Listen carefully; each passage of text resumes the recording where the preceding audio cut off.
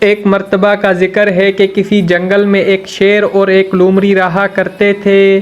جنگل کے تمام جانور ان سے بہت پریشان تھے کیونکہ وہ دونوں ہی چوریاں کیا کرتے تھے۔ ایک دن دونوں نے ایک گھر میں چوری کرنے کا فیصلہ کیا جو کہ ایک بندر کا گھر تھا۔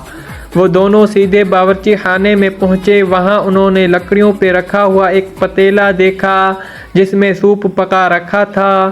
ان دونوں نے سوچا کہ موقع اچھا ہے، گھر پر کوئی نہیں ہے۔ پہلے تو شیر نے اچھی طرح سے خوب سوپ پیا۔ جب سیر ہو گیا تو لومڑی بولی کہ میں اسے ختم کر دوں گی۔ یہ کہتے ہوئے اس نے جیسے ہی اپنا منہ پتیلے میں ڈالا اس کا سر پتیلے میں پھنس گیا۔ اس نے شیر سے کہا میری مدد کرو، مجھے یہاں سے نکالو۔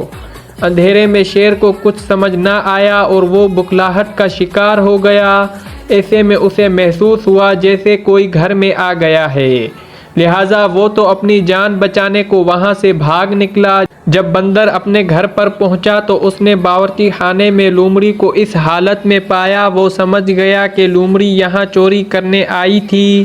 وہ لومڑی کو لے کر بھالو کے پاس گیا اور اس کو سب کچھ بتا دیا۔ بھالو کے دماغ میں ایک ترکیب آئی، اس نے کہا اسے یہاں باندھ کر چلے جاؤ۔ یہ سب کچھ شیر چھپ چھپ کر دیکھ رہا تھا۔ ان کے جاتے ہی لومڑی نے شیر کو آواز دی۔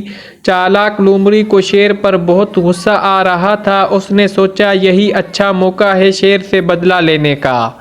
اس کے دماغ میں ایک ترکیب آئی، اس نے شیر سے کہا بھالو اور بندر مجھے سزا نہیں دیں گے اس لیے کہ میں نے انہیں بتا دیا ہے کہ میں یہاں چوری کرنے نہیں آئی تھی بلکہ یہاں ایک اور چور کو پکڑنے آئی تھی، لیکن وہ بھاگ گیا اور میں پکڑی گئی۔ بندر اور بھالو نے میرے سچ بولنے پر یہ کہا کہ وہ مجھے انعام میں ایک ہرن دیں گے۔ یہ سن کر شیر کے منہ میں پانی آ گیا۔ اس نے سوچا کہ کیوں نہ ہرن وہ لے لے۔ اس نے لومڑی سے کہا ہرن تو میری پسندیدہ خوراک ہے، کیا ایسا نہیں ہو سکتا کہ تم وہ ہرن مجھے دے دو؟ اس پر لومڑی نے شیر سے کہا اگر تمہیں ہرن چاہیے تو پھر میری جگہ آ کر بیٹھ جاؤ، وہ دونوں ہرن لے کر آنے ہی والے ہیں۔